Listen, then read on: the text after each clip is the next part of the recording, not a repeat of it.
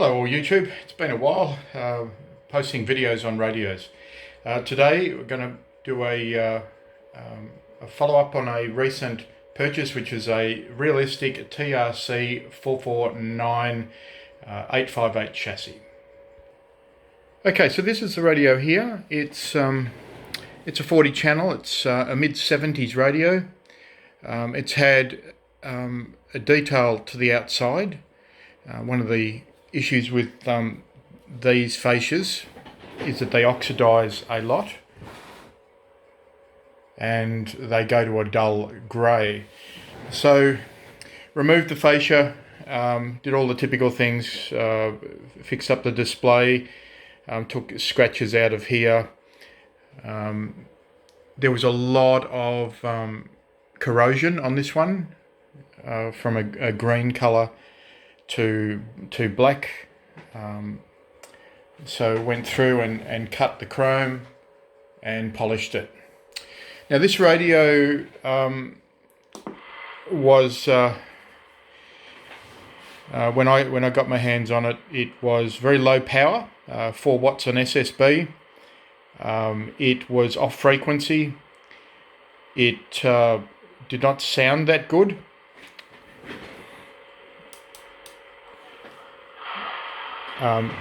However, we've gone through the radio, replaced caps, Well, that's what he said, he said once you've replaced. sort of torn a tendon, you can't repair it. This is just a local station.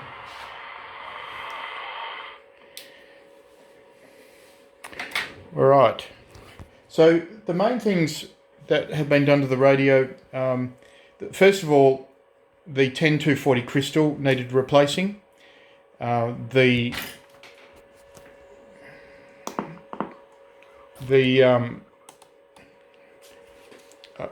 I mentioned, I replaced all the caps. When I first turned it on, at around about 5 minutes, the C179 tantalum, which is a 2.2 UF 25 volt, just smoked away. That then caused issues with the audio circuit.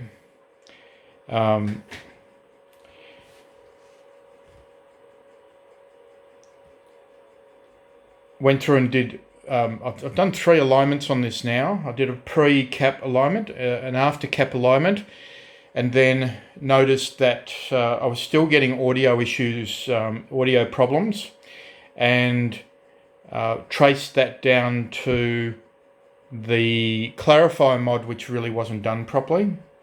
And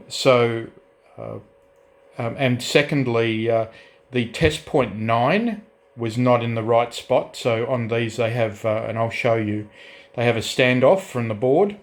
It was in a location that was just, it served no purpose. So I'll put that back. Removed the slider that was in it. Also installed back a 100 ohm 1/8 watt resistor, which was removed, and checked the radio, and it came up full alignment on factory specs. It's still got a tiny bit of noise on the transmit audio, which I've got to sort, but let's just open her up and show you what's been done. Alright, so this is the top side of the board.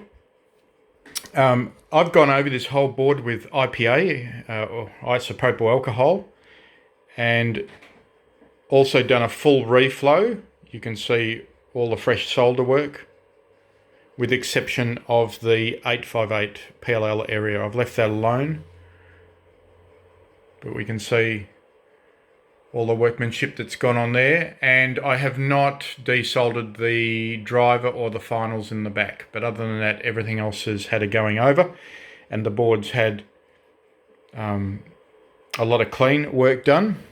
Another interesting thing on this radio, because of the adhesive which they put behind the components, there's one there I haven't done, I've got to remove this. You really need to remove all of this. It actually corrodes the circuit board, and the example being in this area here, that was all eaten away. So I cleaned up the area, soldered it, and there was a few other areas around here that the same thing had happened to, which I needed to fix. Oh yes, another one was here. This track was almost eaten away. So I've cleaned that up, repaired it, and then solder bridged it. All right, this area here was the area where the resistor was missing. So I put the resistor in. Oh, sorry, that's the diode. I put the resistor in here, and it had a bridging resistor from here to here, which was actually for the slider mod the wrong value. And I'll now flip it over. All right, the lid's off the radio. All right, so the first thing that if any of you own one of these radios, is to replace. This is an electrolytic. It's a 2.2 UF 50 volt electrolytic, but that was a tantalum, and the tantalum lines in with the bias circuits, and it's quite a common thing for these radios to destroy itself. And this one went up with quite spectacular smoke. Originally the smoke was so bad I couldn't pick where it's actually coming from. I thought it was somewhere around the transistor over here. But anyway, fixed that. Went through, as you can see, all the caps with the red on the top of them, the ones that I've replaced. And the caps, there's 470s under here, a pair of 470s under this transformer, another 470 here, and 1,000 here. Yep. All right. Now, where this, so what happened was this resistor here was missing, which I've added back in, which is a 100 ohm. This diode down there was lifted, so I've put that back in. And this diode down here should have been taken out of circuit, but it wasn't for the slider mod. Now I'll show you the test point 9. That's test point 9 there. And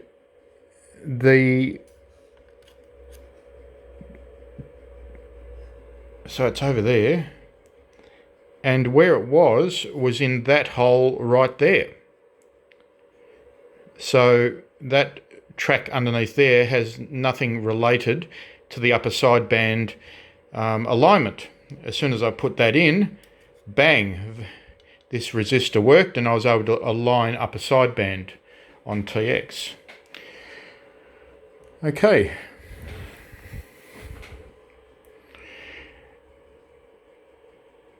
Now these radios are similar to the Cobra 138, well they're actually the same, and a couple of other 858 chassis. The good thing about the Realistic is they were around about 3 months after they released this chassis. There was a lot of recalls, and Cobra took up the first batch of these chassis, and they performed all of the factory recalls in-house. However, companies like Realistic that took onto this chassis, all of the underneath side where the updates were needed were done. So this chassis is a Mark II. The only thing that they do not have with as with the Cobra is underneath here there was a filter and a coil to adjust for adjacent channel splatter. So for whatever reason, nobody's able to give answers on that, but it's talked about a lot when you're talking about these chassis. All right, I'm going to go through now and just talk about where the alignment points are and how you align this radio. All right, the first thing that we do is align the oscillator according to the manual, and that's relatively straightforward, and as long as you've got TX on this.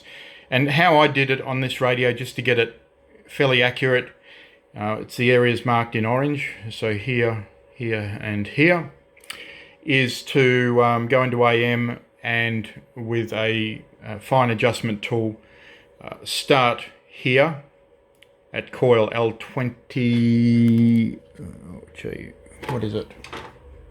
L37, the pair of them, and you come down to L39 and you just very carefully peak them in AM for power out.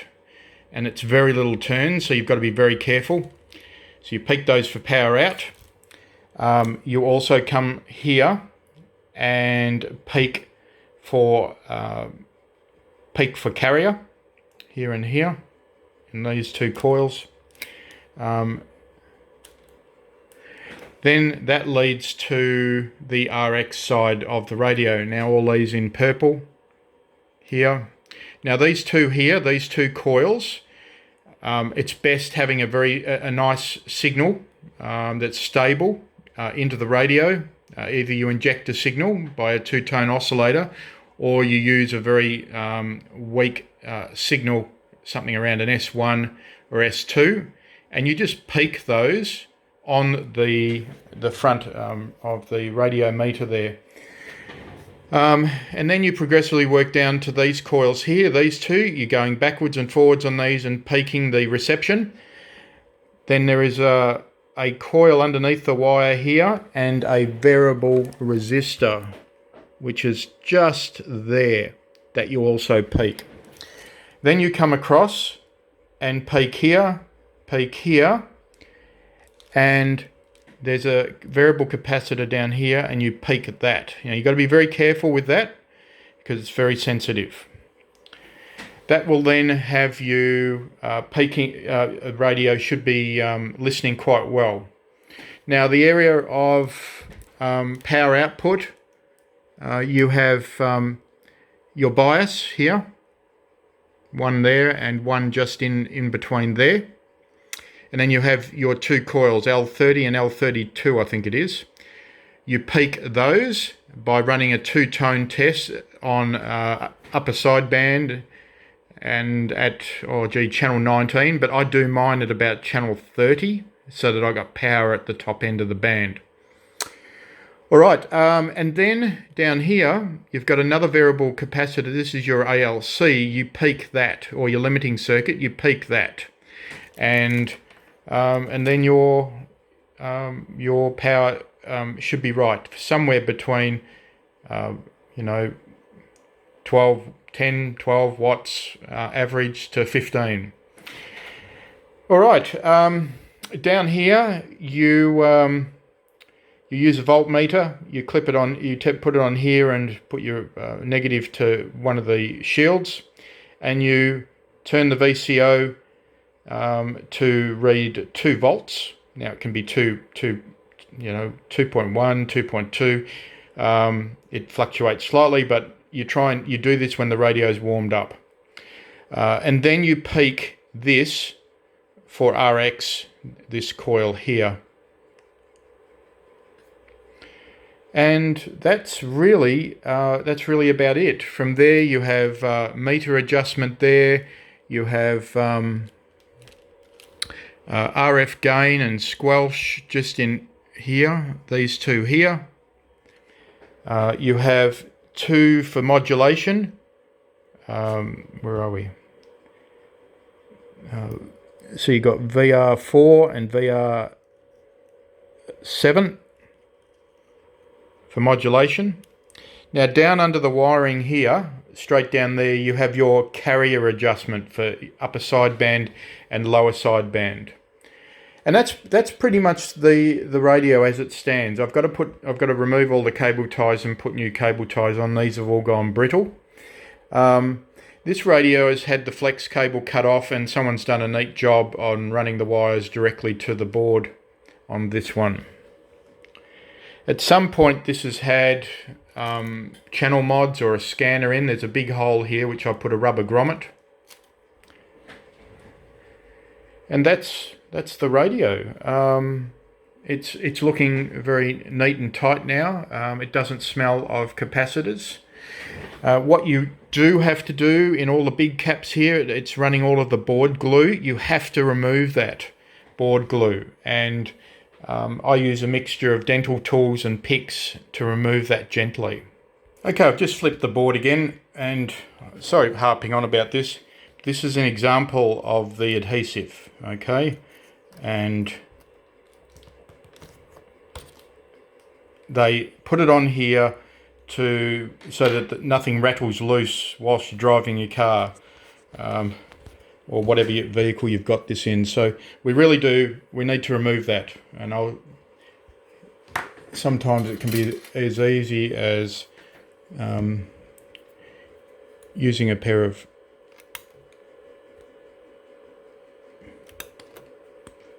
this one's not going to be easy because it's on TV. Hang on, I'll fix it up.